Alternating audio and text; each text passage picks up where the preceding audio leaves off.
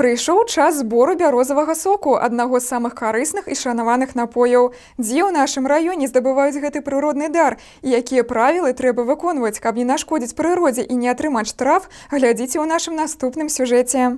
У гэтым годзе збор бярозавіку пачаўся пазней звычайнага і, як адзначаюць у лясніцтве, той пакуль ідзе неахвотна. Адбіваюцца невысокія тэмпературы ноччу і неадагрэтая ад марозаў зямля. Нягледзячы на гэта, за мінулы тыдзень шклоўскаму лясніцтву ўжо ўдалося сабраць некалькі тонн бярозавіку. Усяго ж у планах арганізацыі сабраць 30 яго тонн. Затым сок рэалізуюць насельніцтву па 1200 рублёў за літр або адправяць на Быхаўскі кансервавы завод. І, як адзначаюць самі работнікі лясгаса, сабіраць бярозавік – гэта справа тонкая, у якой неабходна выконваць пэўныя правілы. Где-то около 30 в диаметре, чтобы была береза, не меньше с них и подпускать. Ну и чтобы не сильно уже, которые, если уже несколько раз с нее подпускали, раза 3-4 уже с нее тоже не подпускаем, стараемся уже, которые поменьше, меньше этих дырок наделано у них.